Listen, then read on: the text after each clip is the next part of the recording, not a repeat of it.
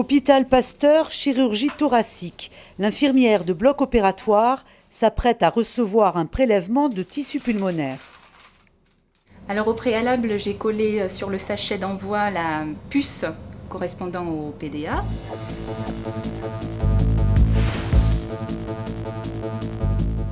Donc je mets le prélèvement dans le sachet. Je vais pour scanner avec le PDA le numéro d'identification du patient. Après, je scanne la puce. Il faut horodater le prélèvement. Oui, donc en sortant de la salle d'opération, je vais dans la salle d'envoi de la pièce. Donc je scanne une nouvelle fois la puce pour avoir en fait l'heure exacte du départ de la pièce. Voilà, et j'envoie le sachet dans le pneumatique. Le prélèvement parvient au laboratoire. Durée du transport, 30 secondes. Il faut aller vite pour préserver les cellules et optimiser la qualité des analyses.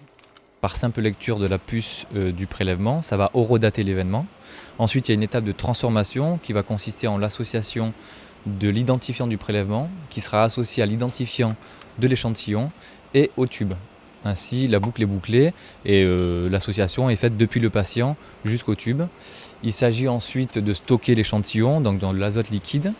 Il sera congelé, il sera saisi immédiatement et là, avant cette opération, il faut horodater l'événement et donc, par simple lecture de la puce, sélectionner la fonction stockage temporaire. Dernière phase, les boîtes sont rangées et conservées à moins 80 degrés. C'est le stockage définitif.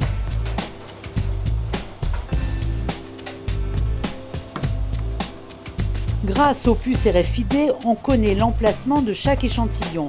L'inventaire précis et sans erreur a été réalisé en 16 secondes.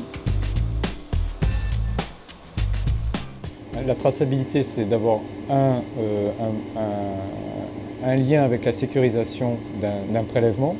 Ensuite, ça permet de gérer ce qu'on appelle la phase préanalytique, c'est-à-dire en fait le délai entre l'exérèse chirurgical ou le prélèvement sur le patient et le fait que le prélèvement va être ou fixé ou congelé au sein du laboratoire. Donc la traçabilité, c'est aussi la gestion du délai de ce qu'on appelle aussi l'ischémie froide, qui est un terme un petit peu difficile à appréhender, mais qui concerne en fait le délai entre l'exérèse chirurgical et le conditionnement du prélèvement dans le fixateur ou en congélation. Un des défis de la médecine aujourd'hui, c'est de pouvoir répondre en fait à des problématiques de sécurité accrues, tout en augmentant ce qui est indispensable, l'échange d'informations. Et aujourd'hui, on pense que la RFID peut apporter ce genre de réponse. Dans le cadre de la lutte contre le cancer, premièrement, c'est d'anonymiser les échantillons de façon à pouvoir sécuriser finalement ces échantillons qui sont extrêmement précieux et pour le clinicien et surtout pour le patient, de façon à pouvoir développer de nouvelles stratégies thérapeutiques. En effet, ces échantillons vont être maintenant techniqués dans le secteur de biologie moléculaire qui permettent de détecter de nouvelles mutations de façon à pouvoir adapter de nouvelles thérapies personnalisées et ciblées par patient. Donc évidemment, c'est un moyen tout à fait innovant pour pouvoir lutter contre certaines maladies cancéreuses.